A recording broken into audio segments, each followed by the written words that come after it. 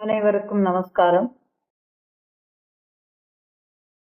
ஓம் ஈஸ்வரோ குருராத்மேதி மூர்த்திபேத விபாகினே व्योमवद्व्याप्त देहाय दक्षिणामूर्तये नमः. ओम सहना भवतु सहनौ भुनक्तु सह वीर्यं करवावहै तेजस्विनावधीतमस्तु मा विद्विषावहै. ओम शांति शांति शांति. हरि ओम.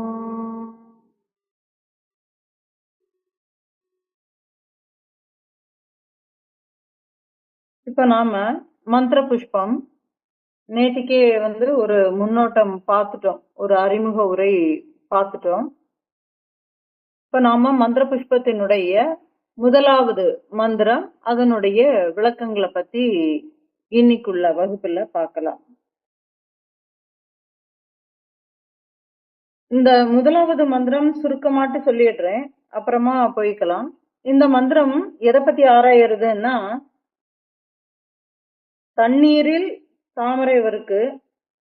அப்போ யார் ஒருவர் இந்த நீரில் மலர்கின்ற இந்த மலரை அறிந்து கொள்கிறானோ அவன் பாக்கியசாலி அப்படிங்குது. சரி, முதல்ல நீரின் மலரை அறிகிறானோ அவன் பாக்கியசாலி அப்படின்னு சொல்லிட்டா, அடுத்தது என்ன சொல்லுதுன்னா, நிலவுதான் நீரின் மலர் அப்படிங்கறத யார் அறிந்து கொள்கிறார்களோ அவர்கள் பாக்கியசாலி அப்படின்னு சொல்லி ரெண்டு விதத்தை பத்தி இந்த முதல் மந்திரம் பேசுது.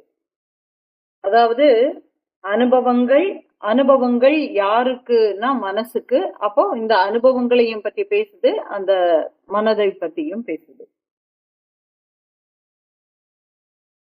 இப்போ யார் ஒருவன் நீரின் மலரை அறிகிறானோ அவன் சகல ஐஸ்வர்யங்களையும் அடைந்தவனாகிறான் அப்படிங்கிறது ஒரு ஆசீர்வாதமே கொடுத்துருச்சு. ஒரு ஆசீர்வாதம் தான் இந்த மந்திரம், முழுக்க முழுக்க ஆசீர்வாதம் தான். அப்போ இப்படி அந்த ஒரு சகல ஐஸ்வர்யங்களையுமேயே பெறுகிறான் அப்படின்னு சொல்லிட்டு ஒரு ஆசீர்வாதத்தை கொடுக்கறதுன்னா, மேலோட்டமாட்ட பார்க்கும்போது இதுல என்ன ஒரு பொருளே இல்லாம ஒரு தண்ணியில ஒரு மலர் மலர்கிறது, இதுல என்னத்த ஒரு ஐஸ்வர்யத்தை பெறதுக்கு என்னது இருக்கு அப்படிங்கிற மாதிரி நமக்கு தோணும். அதனால நம்ம இதனுடைய உள் கருத்துக்களை நாம ஆழ்ந்து பயணிக்கும் போதுதான் நமக்கு தெளிவு கிடைக்கும். முதல்ல இந்த மந்திரத்தை உச்சரிக்கிறேன். இந்த மந்திரத்தை உச்சரிச்சுட்டு அதுக்கு அடுத்தது இதனுடைய விளக்கங்களுக்கு நம்ம போகலாம். முதலாவது மந்திரம். யோபாம் புஷ்பம் வேதா புஷ்பவான் பிரஜாவான் பசுமான் பவதி சந்திரமாவா அபாம் புஷ்பம் புஷ்பவான் பிரஜாவான் பசுமான் பவதி ய ஏவம் வேதா யோ ஓபாமாயதனம் வேதா ஆயதனவான் பவதி. இது மந்திரம். ஆப்ப அப்படின்னா தண்ணீர்னு அர்த்தம், புஷ்பம் அப்படின்னா மலர். ஆயத்தனம் அப்படிங்கிறது எதை வச்சுன்னா ஒரு பேஸ், ஒரு நிலைத்த ஒன்ன வச்சுக்கிட்டு அதாவது ஒரு செக்கு மாடை வச்சுக்கிட்டோம்னா அது நிலையாத ஒண்ணு, எதுக்கு ஒரு ஆதாரம்னு நம்ம சொல்லுவோம் இல்லையா, அந்த ஆதாரம்ங்கிறது தான் அது. செக்கு மாடை எடுத்துக்கிட்டோம்னா அது நிலையான ஒரு அச்சை பிடிச்சுக்கிட்டு அதுல ஒரு கயிறை கட்டி விட்டுருவாங்க, அது சுத்திக்கிட்டே இருக்கும். அது அந்த உரல் அந்த கம்பு கோல் ஊனி இருக்கிறது அது நிலையாட்டு இருக்கும். இந்த மாடுதான் சுத்திக்கிட்டே இருக்கும் இல்லையா, அதே மாதிரி ஒரு ஆதாரம், நிலைத்த ஆதாரம். அப்ப யார் ஒருவர் இந்த ஆதாரத்தை அறிந்து கொள்கிறார்களோ அவர்கள் பாக்கியசாலி அப்படிங்குது. முதல்ல சொல்லும்போது தண்ணீரில் ஒரு மலர் மலர்கிறது அப்படின்னு உடனேயே நீரின் மலர்னு சொல்லும்போது நம்மளுக்கு டக்குன்னு என்ன ஞாபகம் வரும்னா, தண்ணிக்கு மேல பூக்கிறது என்ன பூ? தாமரை. சூரியனை பார்த்ததும் தாமரை இதழ்களை விரித்து அழகாக நீரின் மேல அப்படியே மலர்ந்து இருக்கு. அப்ப தண்ணீரின் மேல இந்த தாமரை மலர்கிறதுங்கிறத வச்சு இது என்ன ஒரு அறிவு பரிமாணத்தை நமக்கு உணர்த்த வருகிறது அப்படிங்கிறத பார்த்தா,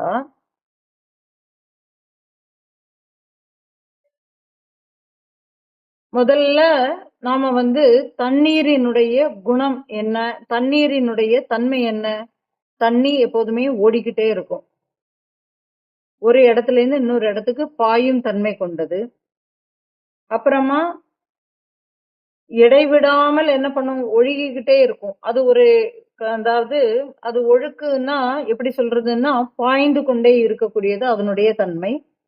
அப்புறமா அதனுடைய வேகத்துக்கு தகுந்த மாதிரி அது எழுவதும் அடங்குவதுமாக இருக்கிறது. இதுக்கு எல்லாத்துக்குமேயே நாம என்ன சொல்லலாம்னா, கடல் அலையை சொல்லலாம், நீர்வீழ்ச்சிகளை சொல்லலாம், நதிகளை சொல்லலாம். இது எல்லாமேயே பாருங்க, கடல் அதாவது தண்ணீர்ல நீர் குமிழிகள் தானாகவேயே தோன்றுகின்றன. அதுக்கப்புறமா திருப்பி தானாகவேயே அதுக்குள்ளவேயே மறைந்து விடுகிறது. கடல்ல ஏற்படக்கூடிய அலைகள் கடல் மட்டத்திலிருந்து தானாகவேயே உற்பத்தி ஆகிறது. அதுவாகவேயே காணாமலும் போகிறது. அப்போ அலைகள் எழுந்து அடங்குகின்றன. அதே மாதிரி தான் மனிதனுடைய வாழ்க்கை எப்படி இருக்கு அப்படின்னா, ஒரு ஓட்டம். மனிதனுடைய வாழ்க்கை ஒரு ஓட்டத்துல இருக்கு. அப்ப அது என்ன ஒரு ஓட்டம் அப்படின்னா, மனிதன் 2 விதத்துல ஓடிட்டு இருக்கிறான். ஒண்ணு எனக்கு பிடிச்சதை நோக்கி ஓடிட்டு இருக்கிறான். எனக்கு இது பிடிக்கும்னு சொல்லி பிடித்த விஷயங்களுக்காக வேண்டி போராட்டம், அதுக்கான ஓட்டங்கள் நடந்து கொண்டிருக்கிறது. பிடித்த விஷயங்களை நோக்கி ஓடுறது. இன்னொன்னு எனக்கு இதெல்லாம் வேண்டாம், ஐயோ எனக்கு இதெல்லாம் பார்த்தாலே எனக்கு பயமாட்டு இருக்கு, எனக்கு இது வேண்டவே வேண்டாம்னு சொல்லிட்டு அதுல இருந்து விலகி ஓடுறது. ஒண்ணு வேணும்னு ஒண்ணு நோக்கி ஓடுறது, ஒண்ணு எனக்கு இவை எல்லாம் எனக்கு வேண்டாம், எனக்கு இது தேவை இல்லைன்னு சொல்லிட்டு அதுல இருந்து ஓடுறது. அப்போ 2 விதத்திலையும் மனிதன் என்ன பண்ணிட்டு இருக்கிறான்? ஓட்டமாட்டு ஓடிக்கிட்டு இருக்கிறான். வாழ்க்கையும் அப்படித்தான். மனிதனுடைய வாழ்க்கையும் இது வேணும்னு சொல்லி ஒரு பிடித்தத்தை நோக்கி நகர்கிறது. இது பிடித்தம் வேண்டாம்னு சொல்லிட்டு வாழ்க்கையே என்ன பண்ணிக்கிறது? விலகியும் போகிறது. அப்போ இந்த 2 ஓட்டங்களையுமே வச்சுக்கிட்டு மனிதனுடைய வாழ்வு எப்படி இருக்கு அப்படின்னா, நிறைய விஷயங்களை எண்ணங்களை உள்ளுக்குள்ள வச்சு அந்த எண்ணங்களுக்காக வேண்டியே அந்த அனுபவங்களுக்காக வேண்டியே அந்த ஆசைகளை அனுபவிப்பதற்காக வேண்டியே சங்கல்பங்களை பலதையும் செய்து கொண்டு அந்த சங்கல்பங்களுக்காக வேண்டியே பிறப்புங்கிறது ஒண்ணு நடந்துருது. அப்ப பிறப்புங்கிறது ஒண்ணு நடந்து இது யாருக்கு? மனிதனுக்குன்னு இல்ல, பொதுவா ஒரு வாழ்க்கைன்னு புழு பூச்சிகள்ல இருந்து தாவர வகைகள்ல இருந்து எல்லாத்துக்குமே என்னன்னா அதனுடைய மனதை வெளிப்படுத்தக்கூடிய சக்தி அதுக்கு இல்ல. இப்ப நாய்க்கும் அறிவு இருக்கு. இப்ப நம்ம சொன்னானாக்க கேக்குது. அது சிட் அப்படின்னு சொன்னோன்னா உட்காருது. அதுக்கும் அறிவு இருக்கு இல்லையா? அப்போ அதுக்கு வெளிப்படுத்தக்கூடிய தன்மை இல்ல. நீ என்ன அடக்குறியா அப்படின்னு கேட்கணும்னாக்கா அதுக்கு தெரியல. அவ்வளவுதான். அதுக்கு அந்த புலன்கள் இல்ல.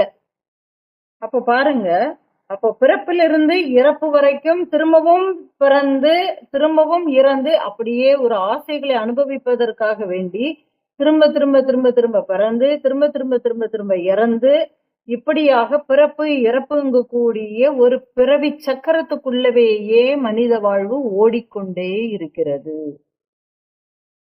இப்ப நீர் ஓட்டம்ங்கிறது புரிஞ்சுதா?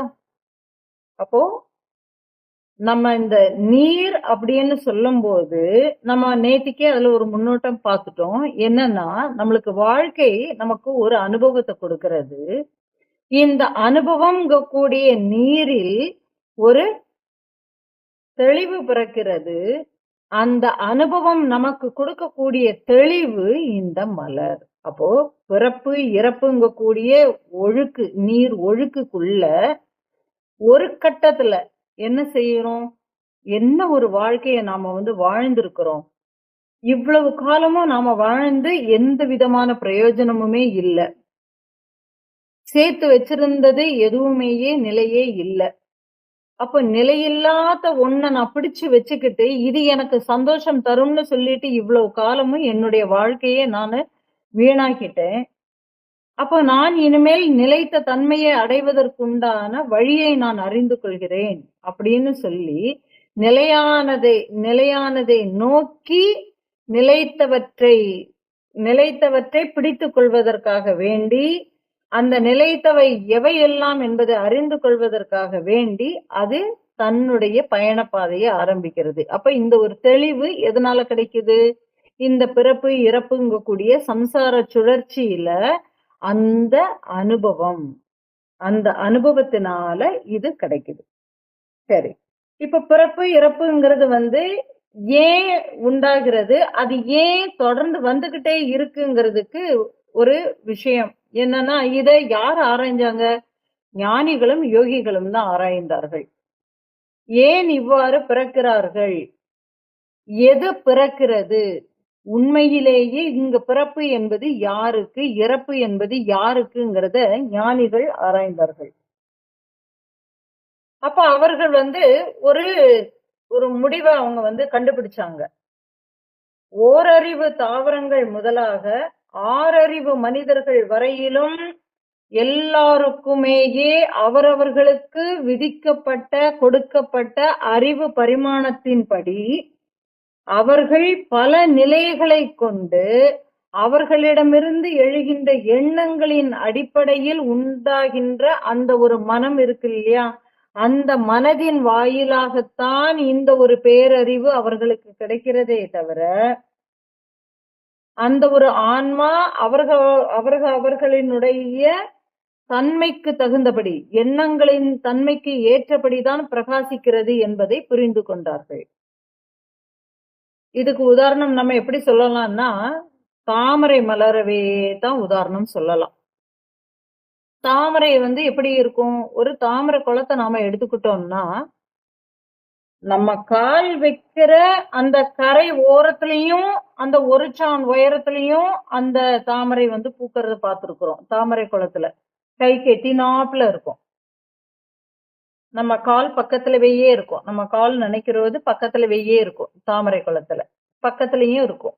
நடு குளத்துல அது 50, 70 அடி ஆழத்திலயும் அந்த தாமரை பூக்கும். பார்த்திருக்கிறோம். அப்போ பாருங்க, அது அதனுடைய பாத்திரத்திற்கு ஏற்றபடி அது பிரகாசிக்கிறது. அப்போ இந்த தாமரை பூக்கணுங்கிறது ஒரு தெளிவு. அது தெளிவு. எப்படி தெளியுது? அதுக்கு இந்த இடத்துல தான் நான் பூப்பேன், இந்த இடத்துல நான் பூக்க மாட்டேன்னு அது சொல்லல. ஒரு பெரிய ஒரு குளத்துல, தாமரை குளத்துல அந்த தண்ணீர் எங்கெல்லாம் இருக்கோ, அது எங்க வேணும்னாலும் பூக்கலாம். நான் அது கரை ஓரமாட்டு இருக்கு, அதுல ஆழம் கம்மியாட்டு இருக்கு, அதனால நான் இந்த இடம் பூக்க மாட்டேன் அப்படின்னு சொல்லிட்டு அது டிசைட் பண்றது இல்ல. அது ஆழத்திலயும் பூக்கும், கரை ஓரத்திலயும் நம்மளுக்கு பூக்கிறது. அதே மாதிரி தான் மனிதனுடைய அறிவு பரிமாணம்ங்கிறது எப்படின்னா, எல்லா எல்லா ஜீவராசிகள் கிட்டையும், எல்லா உயிரினங்கள் கிட்டையும் அந்த அறிவு பிரகாசிக்கிறது. எப்படி? அதனுடைய தன்மைக்கு ஏற்றவாறு. இப்போ ஓரறிவாட்ட புழு பூச்சிகள் எல்லாத்துலயுமே இருக்கு. அப்போ இந்த அறிவு பரிமாணம்ங்கிறது எப்படி சொல்றோம்? அந்த ஒரு அறிவுங்கிறது அதுக்கு கொடுக்கக்கூடிய புலன்களை வச்சு அது எதை அறிந்து கொள்ள முடியுமோ அந்த அறிவு. இப்படித்தான் நம்ம பார்க்கணும். ஈரறிவு, 3 அறிவு, 4 அறிவு அப்படின்னு சொல்லிட்டு போகும்போது, அந்தந்த அறிவுகளை கொண்ட பிராணிகளுக்கு, புழு, பூச்சிகளுக்கு, தாவரங்களுக்கு என்னென்ன அறிவுகள் கொடுக்கப்பட்டிருக்கிறதோ, எந்தெந்த புலன்கள் வேலை செய்கிறதோ, அதது மூலமாக அதது என்னென்ன விஷயங்களை கிரகித்துக் கொள்கிறதோ, அதது தாங்க அறிவு. நான் இதை தெரிந்து கொள்கிறேன், எனக்கு இது தெரியும்னு சொல்றதுக்கு ஒரு அறிவு தேவைப்படுது இல்லையா? அதுதான் அறிவு, அதுதான் தெளிவு. அப்போ இந்த மேல்நிலையாகிய 6ஆம் அறிவுக்கு மனிதன் தான் என்ன பண்றான்? உயர்ந்து வரான். அப்போ இவனுடைய மனம் மட்டுமே தான் என்ன செய்யறதுன்னா, நன்மை தீமைகளை பகுத்து ஆராய்கிறதே தவிர, மற்ற உடல்கள்ல இருக்கக்கூடிய எல்லா விஷயங்களும் எல்லா உயிரினங்களும் நன்மை தீமைகளை பகுத்து ஆராய்வதற்கு தெரியவில்லை. அதற்கு கொடுக்கப்பட்ட புலன்கள் அவ்வளவுதான். அப்போ இந்த மந்திர புஷ்பம் அப்ப யாருக்கு? மனிதனுக்கு. அப்போ இந்த மந்திர புஷ்பம் நமக்கு உபதேசிக்க வருகிற ஒரு உண்மை என்ன அப்படின்னா, நீரிலிருந்து தாமரை மலர்கிறதோ அதுபோல நமது மனதின் மூலம்தான் இந்த அறிவுங்கிறது மலர்கிறது அப்படிங்கக்கூடிய ஒரு உண்மையை சொல்றது. எப்படின்னா அந்த தாமரைய நம்ம சொல்றோம் இல்லையா? இந்த இடத்துலதான் பூக்கணுங்கிறது கிடையாது. அது எல்லா இடத்துலயுமே இருக்கு. அப்ப மனிதன் என்ன பண்ணிடுறான்? விவேகத்தினால அவன் விழிச்சுக்கிறான். அப்ப இருக்கிறது எல்லாமேயே இப்ப நான் என்ன நினைச்சிட்டு இருக்கிறேன்? இப்ப நான் ஒரு படிக்கிறேன் அப்படின்னு உண்டுமானா, இது என்னுடைய சுய அறிவுன்னு நினைச்சுக்கிறேன். இதுல என்னுடைய சுய அறிவுங்கிறது ஒண்ணுமே இல்லைங்க. எங்க இருக்கு சுய அறிவுங்கிறது? அப்போ கொடுக்கப்பட்ட அறிவுன்னு அதுலயே சாஸ்திரமே சொல்லிடுச்சு. அப்போ இதுல இருக்கிறது என்னுடைய அறிவு இல்ல. அப்போ நான் என்ன பண்ணிடுறேன் மனிதன்? தான் என்னென்ன செய்ய வேண்டுமோ செய்வதற்காக வேண்டியே அவன் படைக்கப்படுகிறான். அப்போ ஈஸ்வர நியதிக்கு உட்பட்டுத்தான் ஓரொரு காரியங்களும் நடக்கிறது. அப்ப பிறக்கும் போதே அங்க ப்ரீ பிளான்டு. நீ இப்ப இப்படி இப்படி எல்லாம் தான் இருக்கணும் அப்படின்னு. ஆனா மனிதன் என்ன பண்ணிடுறான்?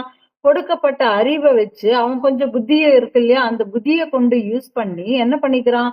அவன் சில விஷயங்கள மாற்றுறதுக்கு முயற்சி பண்ணி, இயற்கையாகவே அது ஒரு விஷயம் நடந்துகிட்டே இருக்குது. ஆனா மனிதன் என்ன பண்றான்? அத கொஞ்சம் மாத்திக்கணும் அப்படிங்கிறதுக்காக வேண்டி அவன் என்ன பண்றான்? சில மாற்றங்களை செய்வதற்காக வேண்டி அவன் யோசிக்கிறான்.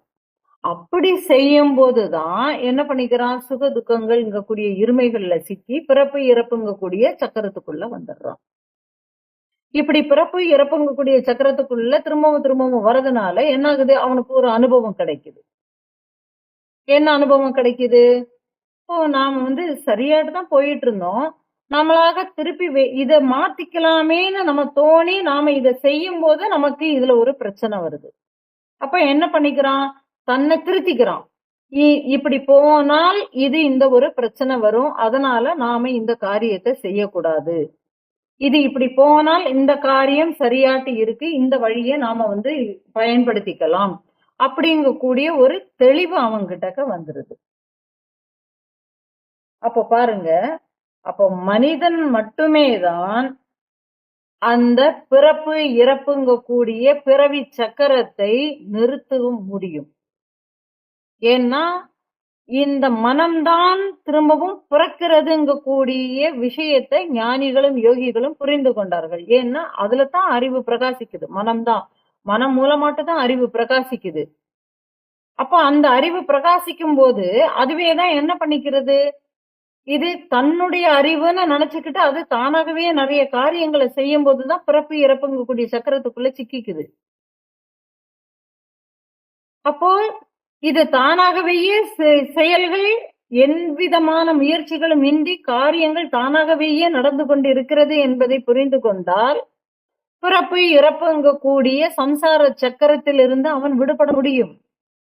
நான் இனி பிறக்க வேண்டுமா பிறக்க வேண்டாமாங்கிறதை தீர்மானிக்கக்கூடிய சக்தி வாழும் காலத்திலேயே மனிதனுக்கே கொடுக்கப்பட்டிருக்கிறதுங்கிறத இந்த மந்திரம் பூடகமா சொல்லிடுறது.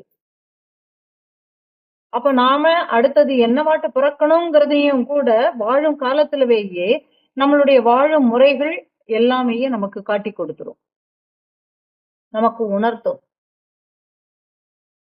அப்ப அந்த மாதிரியான ஒரு புரிதல் யாருக்கு வருகிறதோ அவன் தத்துவ விவேகி. ஏன்னா அவன் பகுத்து அறிகிறான். நித்திய அநித்திய விவேகத்துல அவன் தெளிஞ்சிட்டு வந்துடுறான். அப்ப யாரு இந்த ஒரு தெளிவை அடைகிறார்களோ அவர்கள் பாக்கியசாலி.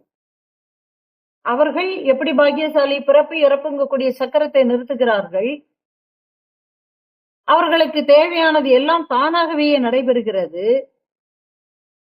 அவர்கள் விருப்பு வெறுப்பு என்ற இருமைகளினால் பாதிக்கப்படுவதில்லை. எப்பொழுதுமே சுகத்தவையே அனுபவிக்கிறார்கள். அதனால் அவர்கள் சகல ஐஸ்வர்யங்களையும் அடைந்தவர்களாக ஆகிறார்கள். அப்படியாக இந்த மந்திரம் அவர்களை ஆசீர்வாதம் பண்ணுது. அப்போ பிறப்பு இறப்புங்கக்கூடிய சக்கரத்தை நிறுத்தக்கூடிய வல்லமை, வலிமை மனிதனுக்கு கொடுக்கப்பட்டிருக்கு. இத மறந்துட்டோம். நம்மளால பிறப்பு இறப்புங்கக்கூடிய சக்கரத்தை, பிறவி சக்கரத்தை நிறுத்த முடியுங்கிறத நாம மறந்துட்டோம். என்ன நாம இப்ப நம்ம பயணிச்சுக்கிட்டு இருக்கிறோம். எது வந்தாலும் பரவாயில்ல போட்டும். அதெல்லாம் நெக்ஸ்ட் நம்ம பாத்துக்கலாம். அப்படின்னு நம்ம நிறைய உதாசீனப்படுத்திட்டு போயிடுறோம். ஆனால் யார் இந்த ஒரு உயர்ந்த ஒரு அறிவு பரிமாணத்துக்குள்ள வந்துட்டாங்களோ, அவங்களுக்கு என்ன செய்யும்னா, மனசு உறுத்தும் உள்ளுக்குள்ள. இதை ஏன் பண்ணின அப்படின்னு. அப்ப அந்த மனது பண்ணக்கூடிய அந்த ஒரு உறுத்தல்ல இருந்து அவங்களால தப்பிக்கவே முடியாது. யாருக்குமேயே தெரியாதுன்னு நினைச்சுக்கிட்டு நாம நிறைய விஷயங்கள நாம பண்ணிக்கிட்டு இருப்போம். ஆனா யாருக்குமேயே தெரியாதுன்னு நாம தான் நினைக்கிறோமே தவிர, ஆனா நமக்குள்ள இருக்கக்கூடிய அந்த ஒரு அறிவு இது அத்தனையுமேயே பார்த்து கொண்டு இருக்கிறது. நோக்கத்தை பார்த்து கொண்டு இருக்கிறது. நீ என்ன நோக்கத்தோட ஒரு செயலை செய்யறங்கிறத பார்த்துக்கிட்டே இருக்கு. இல்லையா? அப்ப பாருங்க. அப்ப இந்த மனிதன் ஏராளமான எண்ணங்களை ஏற்றி வைத்துக் கொண்டு இந்த அறிவு பரிமாணத்துக்குள்ள வரும்பொழுது இந்த எண்ணங்களிலிருந்து அப்படிதான். அப்போ இதுல நம்மளுக்கு என்ன சொல்ல வருது? ஆப்ப அப்படின்னா தண்ணீர், புஷ்பம்னா மலர், நீரின் மலர். திரும்பவும் அதே இடத்துக்கே வரும். நீரின் மலர். இப்ப நீரின் மலர்ங்கும் போது நீர்ங்கிறது ஒரு அனுபவங்களை கொடுக்கிறது. அனுபவங்கள் எதனால ஏற்படுகிறது? எண்ணங்களினால இவனுக்கு. ஏன்னா இதை செய்யணும் அதை செய்யணுங்க கூடிய பலவிதமான எண்ணங்களை இவன் வச்சிருக்கிறான். அப்ப இந்த எண்ணங்களை செயல்படுத்துவதன் மூலமாட்டி இவனுக்கு நிறைய அனுபவங்கள் கிடைக்குது. யாருக்கு இது கிடைக்குது அப்படின்னா, அடுத்தது பின்னாடியே இந்த மந்திரம் சொல்லுது. என்ன சொல்லுதுன்னா, சந்திரமாவா அபாம் புஷ்பம் புஷ்பவான் பிரஜாவான் பசுமான் பவதி. என்ன சொல்லுதுன்னா, சந்திரன் சொல்லுது. சந்திரன்னா நிலவு இல்லையா? நிலா. நிலவே நீரின் மலர் என்பதை யார் அறிந்து கொள்கிறார்களோ, நிலவே நீரின் மலர் என்பதை யார் அறிந்து கொள்கிறார்களோ அவர்களே பாக்கியசாலி, அவர்களே சகல ஐஸ்வர்யங்களையும் அடைந்தவர்கள் ஆகிறார்கள்னு சொல்லிட்டு அடுத்தது ஆசீர்வாதம் பண்ணுது. முதல்ல நீரின் மலர்னு சொல்லிடுச்சு. நீரின் மலர்னாக்க தாமரை. அனுபவங்கள், அனுபவங்களுக்கு மேல அந்த ஒரு அறிவு, தெளிந்த ஒரு அறிவு கிடைக்குதுங்க. கண்டுபிடிச்சிட்டேன். இப்ப எனக்கு கொடுக்கப்பட்ட அறிவுனால நான் தெளிவாயிட்டேன். இப்ப ஞானம் என்கிற ஒரு மலர் எனக்குள்ளவேயே தான் நான் வச்சிருக்கிறேன். நானே தான் அந்த மலர், தாமரை. நானே தான் தாமரை. ஞானம்ங்கிற தாமரை எனக்குள்ள அது எப்போதுமே பிரகாசிச்சுக்கிட்டே தாங்க இருக்கு. ரைட். இப்போ அடுத்தது என்ன சொல்ல வருது? சந்திரமாவா அபாம் புஷ்பம்னு சொல்லிடுது. அப்போ அனுபவங்கள் எண்ணங்கள் மூலமாட்டு கிடைக்கிறது. அப்போ மனம் இங்க இது எதை பத்தி பேசுது? நிலவுங்கிறது மனசை பத்தி பேசுது. இன்னொரு ஒரு மந்திரம் பின்னாடி வருது. அது மனசை பத்தி நிறைய கொஞ்சம் டீட்டெயிலா பார்க்கலாம். இப்ப இதுல மனம்தான் எண்ணங்கள் அதாவது இங்க எப்படி சொல்றது? எண்ணங்கள் எங்க இருக்கு? எண்ணங்கள் எழும்பொழுதே அங்கே மனம் இருக்க அறிவாய். எண்ணங்கள் எழும்பொழுதே அங்கே மனம் இருக்க அறிவாய். நான் மனசேவையே விட்டுட்டேன்னு சொல்லிட்டு சொல்லவே முடியாது. எண்ணங்களை துறந்து விட்டேன் என்று சொல்லவே முடியாது. எண்ணங்கள் அது எழும், அடங்கும். அது அதனுடைய இயல்பு. எப்படி? எப்படி நீரினுடைய இயல்பு எப்படி எழுவதும் அடங்குவதுமாக இருக்கிறதோ அதுபோல எண்ணங்கள் எழுவதும் அடங்குவதுமாக இருக்கும். எண்ணங்கள் எப்ப எழும் தெரியாது. எப்ப அடங்கும் அதுவும் தெரியாது. நம்ம இப்போ கண்ணை மூடிட்டு நம்ம இப்போ உட்கார்ந்திருந்து வலுக்கட்டாயமா நம்ம தியானம் பண்ணணும்னு நம்ம உட்கார்ந்திருக்கும் போது ஒரு எண்ணம் மட்டுமேவா வருது. ஒண்ணு முடிஞ்ச உடனே ஃபிராக்ஷன் ஆஃப் செகண்ட் அது எதெல்லாமோ கொண்டு வந்து கொட்டுது இல்லையா? அப்போ இந்த எண்ணம் எங்க பரிசீலிக்கப்படுகிறது அப்படின்னு பாத்தீங்கன்னா அது இந்த மனம் தாங்க. அப்ப இந்த மனம்ங்கிறது எப்படின்னா அது ஒரு எலாஸ்டிக் பை மாதிரி ஒரு பெரிய ஒரு கண்டெய்னர்னு வச்சுக்குவோம். அது ஒரு எலாஸ்டிக் கண்டெய்னர். அதுல நீங்க எத்தனை எண்ணங்களை வேணும்னாலும் போடலாம், எவ்வளவு எண்ணங்களை வேணும்னாலும் போடலாம். அதுக்கு தகுந்த மாதிரி அந்த பேக் வந்து பெருசாகிக்கிட்டே போகும். அதுக்கு இவ்வளவு மெமரிங்கிறது கிடையாது. இப்ப நம்மளுக்கு வந்து சிப் நம்மளுக்கு வந்து குடுக்குறாங்க இல்லையா மெமரி கார்டு. இதுல வந்து இவ்வளவு ஜிபி தான். அவ்வளவுன்னு தான் இருக்கு. அதுல அவ்வளவுதான் சேர்க்க முடியும்னு இருக்கு. ஏன்னா அது மனிதனால கண்டுபிடிக்கப்பட்டது. அதுல இவ்வளவுதான் பண்ண முடியுங்கிறத கொண்டு வந்துட்டாங்க. ஆனா மனம்ங்கிறது ஒண்ணு இருக்கு பாருங்களேன். அது மிகப்பெரிய ஒரு கொள்கலன். அதுல வந்து இந்த உலகமே இந்த மனசுக்குள்ளதான் இருக்கு. நாம இப்ப இங்க உட்கார்ந்திருந்துகிட்டு அமெரிக்கான்னு நினைச்ச உடனே அமெரிக்கான்னு நம்ம போயிருக்கோம் போகலங்கிறது வேற. ஆனா போகாதவங்களுக்கும் பாருங்களேன், அந்த அமெரிக்கான்னு சொன்ன உடனே அவங்களுக்கும் ஒரு இடங்கள், அவங்களுக்கும் ஒரு மரம், செடி, கொடிகள், தோட்டங்கள், பார்க் அந்த மாதிரியோ அல்லது பஸ், ரோடு, மனிதர்கள் இந்த மாதிரி ஏதாவது ஒரு விஷயம் அவங்களுக்கும் ஞாபகத்துக்கு வரும். அப்போ எல்லாமே எங்க இருக்கு? உள்ளுக்குள்ள இருக்கு. அப்போ மனம்ங்கிறது எப்படின்னா, ஒரு மிகப்பெரிய ஒரு கண்டெய்னர். அது ஒரு எலாஸ்டிக். எலாஸ்டிக்னா என்ன? எவ்வளவு வேணும்னாலும் உள்ளுக்குள்ள போட, போட அதுக்கு தகுந்த மாதிரி அது பெருசாயிக்கிட்டே போகும். அப்போ இந்த மனம்ங்கிறது இதெல்லாம் பண்ணுதுன்னா, மனம்ங்கிறது ஒரு கிரவுண்டுன்னு வச்சுக்கிட்டோம்னா, அந்த கிரவுண்டுல என்ன பண்ணுது? ஒரு எண்ணம் எழுது. மனம்ங்கிறதுல ஒரு எண்ணம் எழுந்த உடனேயே டக்குன்னு உடனே என்ன பண்ணுது? புத்தி வந்து சர சரன்னு அந்த எண்ணங்கள போட்டு அலசி ஆராய்ஞ்சிருது. அலசி ஆராய்ஞ்சு இதுதான் அப்படிங்கிறத கொடுத்து ஒரு ரிசல்ட்ட தூக்கி குடுத்துருது.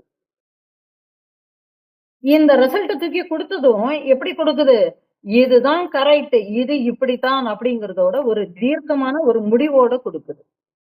அப்ப பாத்தீங்கன்னா, அப்ப இங்க மனம்ங்க கூடிய ஒரு விஷயம் இருக்கு. அந்த மனசுக்குள்ளவேயே எதெல்லாம் இருக்கு? புத்தி இருக்கு, சித்தம் இருக்கு, அகங்காரமும் இருக்கு. எப்படின்னா, ஒரு சூடடிக்கக்கூடிய இடத்த வச்சுக்கிருவோம். பழைய காலத்துல நீங்க இந்த நெல் பயிர்களா கொண்டு வந்து போர் அடிக்கிறதுன்னு சொல்லுவாங்க. ஒரு மிகப்பெரிய ஒரு கிரவுண்ட் இருக்கும். அந்த கிரவுண்டுல அந்த நெல்ல வந்து பதப்படுத்துவாங்க. என்னன்னா, எங்க இருந்தோ கொண்டு வந்து அந்த வைக்கோல், அந்த கதிர்கள் எல்லாத்தையுமே கட்டி வச்சிருப்பாங்க. அந்த கதிர்கள போர் அடிக்கிறதுக்காக வேண்டி ஒரு இடத்த வச்சிருப்பாங்க. ஒரு பிளே கிரவுண்ட் மாதிரி.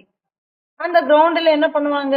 கொஞ்சம் போல ஒரு கதிர கொண்டு வருவாங்க. அத அடிச்சு, அடிச்சு, அடிச்சு அதனுடைய நெல்மணிகள எடுத்து, அந்த நெல்மணிகள்ல இருக்கக்கூடிய கசடுகள் எல்லாத்தையுமே பிரிச்சு, தனி நெல்லாட்ட ஆக்கி, இதுதாங்க தனி நெல்லு. இத நான் தாங்க பண்ணினேன். இதுக்கு எவ்வளோ கஷ்டப்பட்டேன் தெரியுமான்னு எல்லாமே சொல்லுவோம்ல. எக்ஸாக்ட்டா சேம் தான். அதுதான் இங்க இந்த மனம்ங்கிற ஒரு பிளாட்ஃபார்ம் பண்ணக்கூடிய ஒரு வேலை. அப்ப இந்த மனம்ங்கக்கூடிய பிளாட்ஃபார்ம்ல எப்படி இது வந்து இந்த போர் அடிக்கிற களம்னு வச்சுக்குவோம். மனம்ங்கிறது ஒரு களம், ஒரு பிளேஸ். இந்த பிளேஸ்ல சித்தம்ங்கிறதுல இருந்து ஒரு என்ன பண்ணுது? அங்க ஏற்கனவேயே ஒரு குடோன். சித்தம்ங்கிறது வந்து ஒரு குடோன். அங்க இருந்து என்ன பண்ணுது? ஒரு விஷயம் வெளிய கிளம்புது.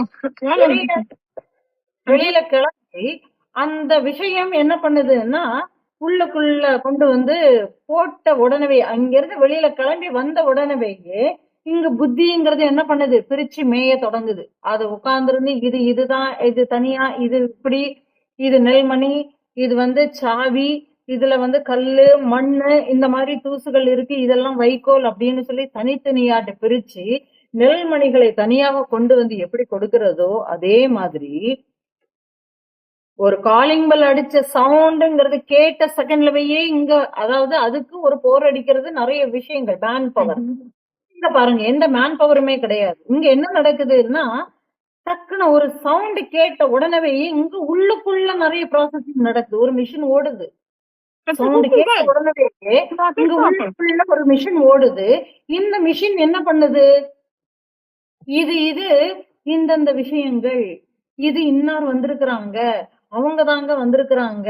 நான் சொல்றேன் அது அவங்களேதான் அப்படின்னு சொல்லிட்டு கன்ஃபார்ம் பண்ணுது பாருங்க உள்ள இருந்து. காது ஒரு விஷயத்த கேட்ட செகண்ட்லயே உள்ளுக்குள்ள இவ்வளவும் ஓடுது. மூக்கு ஒரு வாசனையை நுகர்ந்த உடனே ஆமாங்க இது இந்த வாசனை தான், இது இப்படித்தாங்க பண்ணியிருக்கிறாங்க, இதுல என்னென்னது சேர்த்திருக்கிறாங்க, எவ்வளவு விஷயங்கள் உள்ளுக்குள்ள வருது இல்லையா? அப்ப பாருங்க, சித்தத்துல ஏற்கனவேயே நிறைய விஷயங்கள் உள்ளுக்குள்ள போட்டு வச்சிருக்கிறதுனாலவும் புலன்கள் வழியாட்டி இந்த விஷயங்களை கேட்கதன் மூலமாகவும் மனம்ங்கிறது ரெண்டையும் கம்பேரிட்டிவிட்டி பண்ணி இதையெல்லாம் அலசி ஆராய்ந்து இதுதான் உங்க கூடிய ஒரு முடிவை கொண்டு வந்து கொடுத்து இதற்கு அகங்காரம்னு ஒரு பெயர். இதுதான் சரி, இதுதான் இது நான் பண்ணினேன், இது என்னுடைய திறமையினால வந்தது அப்படின்னு சொல்லி ஒரு ஒரு தனித்துவ ஒரு அகங்காரமாகவும் அங்க வெளிப்படுகிறது. அப்போ பாருங்க, அப்போ இது எல்லாம் பாத்தீங்கன்னா இதுல இந்த ஒரு விஷயங்கள் எல்லாமே இவ்வளவு நடக்கிறதுங்கும் போது இது எல்லாமே எங்க நடக்குது? என்னுடைய மனசுக்குள்ள. எதனால நடக்குது? நான் நிறைய எண்ணங்களை எல்லாம் நான் வச்சிருக்கிறேங்க. என்னென்னலாமோ எண்ணங்கள் என்கிட்ட இருக்கு. அந்த எண்ணங்கள் எல்லாம் இருக்கிறதுனால அப்ப பாருங்க, இந்த எண்ணங்கள் தான் உலகத்து உண்டாவதற்கு காரணம். அப்போ இந்த எண்ண அலைகள் தான் உலகத்துக்கு உருவை கொடுக்கிறது. அதை தவிர வேறு உலகம் தனித்து இல்லை. அப்போ என்னுடைய மனதில் தான் இந்த வெளியில பார்க்கக்கூடிய இந்த ஒட்டுமொத்த பிரபஞ்சமுமே என்னுக்குள்ளதான் நிலை கொண்டு இருக்கிறது. இதற்குன்னு தனித்த ஒரு இருப்பு இல்லை. ஏன்னா நான் இங்க உட்கார்ந்திருந்து நான் எழுதிக்கிட்டே உட்கார்ந்து போது வெளியில என்ன சத்தம் கேட்டாலும் என்ன சத்தம் போட்டாலும் கேட்கறது இல்லை, எதுவுமே கேட்கறதே இல்லை. நான் இதனோடவே ஒன்றி போய் இருக்கிறேன். சமையல் செய்யும் போது சமையல் செய்துட்டு இருக்கிறத தவிர வெளி விஷயங்கள் ஒண்ணுமே என் காதுக்கு கேட்கறதே இல்ல.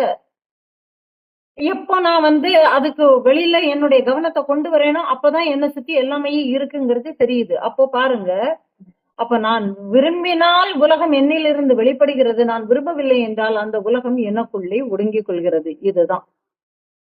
அப்போ இந்த உண்மையை அறிந்து கொள்றதுதான் என்னதுன்னா சம்சாரம் கூடிய இந்த நீரோட்டத்துல ஞானம் கூடிய மலர் மலர்கிறது அப்படிங்கிறது. அப்போ யார் ஒருவர் இந்த உண்மையை அறிந்து கொள்கிறார்களோ அவனேதான் பாக்கியசாலி அப்படின்னு சொல்லுது. அப்போ இந்த மனம் ஒண்ணு என்னைக்கும் ஒண்ணு போல இருக்கானாக்கா ஒண்ணு போல இருக்கிறதே கிடையாது. ஏன்னா இந்த மனசுக்கு விஷயங்கள் எப்படி வருது? புலன்கள், இந்திரியங்கள் எல்லாமே கொண்டு வரக்கூடிய விஷயங்கள். இந்த புலன்கள் கொண்டு வரக்கூடிய விஷயங்களும் ஒண்ணு போலவேதான் இருக்கும். இன்னைக்கு நல்லதாட்டு சொல்லிக்கிட்டே இருக்கக்கூடிய இந்த புலன்கள் நாளைக்கு வேற விதமாட்டு நெகட்டிவாட்டு நிறைய விஷயங்களை கொண்டு சேர்க்கிறோம். அப்ப என்ன ஆகுது? மனிதனுடைய மனமும் என்னைக்கும் ஒண்ணு போலவே இருக்கிறதே இல்லை. ஒரு நிமிஷத்துல ஆனந்தத்துல கூத்தாடும். புலன்கள் ஆகா எனக்கு இந்த விஷயங்கள் எல்லாம் நான் காதால கேட்டேன், இந்த நறுமணங்களை நான் நுகர்ந்தேன், அதனால் அமைதி, அதனால் ஆனந்தம்னு கொண்டாடும். அடுத்த செகண்ட்லவேயே ஏதாவது ஒரு சின்னதாட்டு ஒரு சம்பவம் நடந்துடுச்சுனாக்கா எனக்கு அதனால ஒரு பெரிய ஒரு கஷ்டம் வந்ததேன்னு தலைக்கு மேல கைய வச்சு கொண்டாடி அது அழுது கொட்டி தீர்த்துட்டு இருக்கும். இதுதாங்க உலக வாழ்க்கைங்கிறது. அப்போ மனம்ங்கிறதுக்கு ஏதாவது ஒரு உருவம் இருந்ததுன்னா நம்ம என்ன பண்ணலாம்? மனசுக்கு பிரச்சனை, ஹாஸ்பிட்டலுக்கு போறோம்னு வைங்களேன், ஏங்க நான் நல்ல ஒரு தெளிவு அடைஞ்சுக்கிட்டேன், என்னுடைய உடம்பு எல்லாத்துக்குமே பிரச்சனைங்கிறது என்னுடைய மனம்தான் பிரச்சனைங்கிறத பாத்துக்கிட்டேன். ஏன்னா என்னுடைய மனம்தான் இந்த புலன்கள் கொண்டு வரக்கூடிய விஷயங்கள் எல்லாமே, இந்த மனம் தாங்க எல்லாத்தையுமே இயக்கிக்கிட்டே இருக்கு. இந்த மனம் இல்லைன்னா ஒண்ணுமே இல்லைங்கிறத புரிஞ்சுக்கிட்டேன். அதனால என்னுடைய மனதை சரி பண்ணணுங்க. அதுக்கு ஒரு ஆபரேஷன் பண்ணி கொடுங்கன்னு சொல்லிட்டு நம்ம டாக்டர்கிட்ட போனோம்னாக்க வைங்களேன், அவர் உடனே என்ன பண்ணுவாரு? நீங்க சைக்கியாட்ரிஸ்ட பாருங்கன்னு சொல்லிட்டு எழுதி கொடுத்துருவாங்க. யாரு? மனதத்துவ நிபுணர். அவரை பாருன்னு எழுதி கொடுத்துருவாங்க. ஏன் அப்படி பண்றாங்க? ஏன்னா மனதிற்கு பௌதீக உருவம் கிடையாது. இது இப்படித்தான்னு கிடையாது. அது கண்ணுக்கு தெரியாத சூக்ஷமம். அப்போ இங்க அது மூளையில உட்கார்ந்துருக்கு, அது பின்னாடி இருக்கு, அது முகுளம்ங்கக்கூடிய பார்ட் அப்படின்னா எந்த ஒரு பார்ட்லயுமே அது சொல்லவே முடியாது. ஏன்னா கை வலிக்கிறது கூட கையினுடைய விரல்களை நாம கவனிக்காம இருப்போம். என்னைக்காவது ஒரு நாள் கையில விரல்ல ஒரு அடிபடும் போது அப்பதான் நம்ம கவனிப்போம். ஏங்க இந்த விரல் எனக்கு வலிச்சுக்கிட்டே இருக்கு. அவ்வளவு நாள் வரைக்கும் நல்லா இருக்கிறது நம்ம இந்த உடம்ப பத்தி இந்த உடல் உறுப்புகளை பத்தி நம்ம கவனிக்கவே மாட்டோம். என்னைக்கு அந்த உடல் உறுப்புகள்ல ஒரு பெயின் வருதுங்கும் போதுதான் நாம அந்த இடத்த நாம கவனிக்கிறோம் இல்லையா? இல்லாத வரைக்கும் நம்மளுக்கு கவனிக்கிறது இல்ல. அப்போ என்ன பண்ணுது? மனம் நமக்கு இந்த இடத்துல பிரச்சனை அப்படிங்கறத நமக்கு காட்டி கொடுக்குது. அப்போ இந்த இடத்துலதான் மனம் இருக்குங்கிறது சொல்ல முடியலையே. ஏன்னா விரல் நுனியில இருக்கக்கூடிய வலியை கூட நான் உணர முடிகிறது. விரல் நுனியில தான் வலி இருக்குங்கிறத நான் உணர்றேன்ல. அப்போ மனம்ங்கிறது எவ்வளவு சூக்ஷ்மமாட்டு இருக்குங்கிறத பாருங்க. சூக்ஷ்மத்திலும் அதிசூக்ஷ்மமாட்டு இந்த ஒரு மனம் இருக்கு. அப்போ இது புலன்கள் கொண்டு வரக்கூடிய விஷயங்களை சேகரித்து வைக்கக்கூடிய ஒரு கொள்கலன் அவ்வளவே தானே தவிர இதற்குன்னு தனிப்பட்ட ஒரு உருவம் கிடையாது. அப்போ எப்படி இந்த புலன்கள் பெற்று தரக்கூடிய தகவல்களை மூளைக்குள்ள ஆராய்ந்து பதிவே இது பண்ணவே இல்லைன்னு உண்டுமானால் நமக்கு எந்த ஒரு அறிவும் இருக்காது. அப்போ எப்படி இருப்போம்? வெறும் ஜடமாட்டு தான் இருப்போம். அப்போ பாருங்க, நமக்கு ஒரு அறிவை தருகின்ற ஒரு நிலவு, ஒரு வெளிச்சம், அறிவுங்கிறது இதுல வெளிச்சமாட்டு சொல்லப்படுது. அப்போ இதுல வெளிச்சம் நமக்கு ஒரு அறிவு பிரகாசம் நம்மளுக்கு எதுல கிடைக்குது? இந்த மனசு தாங்க. அப்ப பாருங்க, மனதின் மூலமாகத்தான் தெளிவை அடைய முடியும். இந்த மந்திரம் சொல்ல வர்றது என்னதுன்னா, மனதின் மூலமாகத்தான் தெளிவை அடைய முடியுமே தவிர மனம் இல்லை என்றால் தெளிவை அடைய முடியாது. அப்போ இதே மனம்தான் எப்படின்னா ஏராளமான எண்ணங்களை சேகரித்து வைத்துக் கொண்டு இருக்கக்கூடிய இதே மனதின் மூலமாட்டுத்தான் என்ன பண்ண முடியும்? ஒரு தெளிவை அடைய முடியும். இந்த எண்ணங்களினால் எந்த விதமான பிரயோஜனமும் இல்லை. நித்திய அனித்திய விவேகத்துக்குள்ள போறான். நித்திய அனித்திய விவேகத்தை அடைந்து நான் எதற்காக வேண்டி வந்தேனோ வந்த நோக்கத்தை முடித்துக் கொள்கிறான் கூடிய வகையில அறிவு பரிமாணத்துல சிறந்து விளங்கலாம். இல்லைங்க, எனக்குன்னு நிறைய ஆசைகள் இருக்கு, எனக்குன்னு குடும்பங்கள் இருக்கு, எனக்குன்னு நிறைய வேலைகள் இருக்கு, நான் இதுக்காக வேண்டியே தான் நான் வந்திருக்கிறேன், நான் இந்தந்த வேலைகளை முடித்து நான் இந்தந்த மாதிரி ஆக போறேன், பெரிய ஒரு பட்டதாரி ஆக போகிறேன். ஏன்னா பெரிய பட்டதாரி ஆகி எல்லாமே பாருங்களேன் ஆசைகள் தான். மனிதன் ஆசை இல்லாமல் விருப்பம் இல்லாமல் எதுவுமே நிகழ்வதே இல்லை. வேலைக்கு போனோம்னா வரான். ஏன் வேலைக்கு போனோம்? பணம் சம்பாதிக்கணும். ஏன் பணம் சம்பாதிக்கணும்? குடும்பத்தை நிம்மதியாட்டு நடத்தணும். ஏன் நிம்மதியாட்டு குடும்பத்தை நடத்தணும்? அதுலதாங்க சந்தோஷமே இருக்கு. பாத்தீங்களா? அப்போ ஆனந்தத்திற்காக வேண்டியே அவன் ஓரொரு முயற்சிகளையும் பண்ணும் பொழுது அந்த ஆனந்தத்தை அவன் லிமிட் வச்சுக்கிறான். எதுல வச்சுக்கிறான்னா அவனுடைய ஆசைகள்ல வச்சுக்கிறான். அப்போ அந்த ஆசைகளுக்கும் அந்த ஆனந்தத்துக்கும் உள்ள டிஃபரெண்ட் அவனுக்கு புரியறது இல்ல. அப்போ இந்த ஆசைகளோடவேயே அந்த மனம் கம்பேரிட்டிவிட்டி பண்ணாம அதனோடவேயே பயணிச்சுக்கிட்டே போகிறதுனால அது எண்ட்லெஸ்ஸாட்டு போய் போய் போய் போய் இதே மனமேதான் பிறவி சுழலுக்குள்ள வந்து திரும்பவும் ஒரு அனுபவத்திற்காக வேண்டியே தான் வருகிறது. அப்போ பிறப்புங்கிறது யாருக்கு? மனசுக்கு தாங்க பிறப்பு. மனதுதான் இங்க பிறக்கிறதே தவிர இங்க நீங்களோ நானோ யாருமே இங்க பிறக்கவே இல்லை. மனசுதான் பிறக்குது. அப்போ மனசு எப்படி பிறக்குது? அது என்ன ஆசைகளை வைத்து இருக்கிறதோ, என்ன மாதிரியான எண்ணங்களை வைத்திருக்கிறதோ அந்த எண்ணங்களையும் அந்த ஆசைகளையும் அனுபவிப்பதற்காக வேண்டி அது என்ன உருவத்தில் வந்தால் அந்த ஒரு ஆசைகளை பூர்த்தி பண்ண முடியுமோ அதற்கான வடிவத்தை அதுவே எடுத்துக்கொள்கிறது.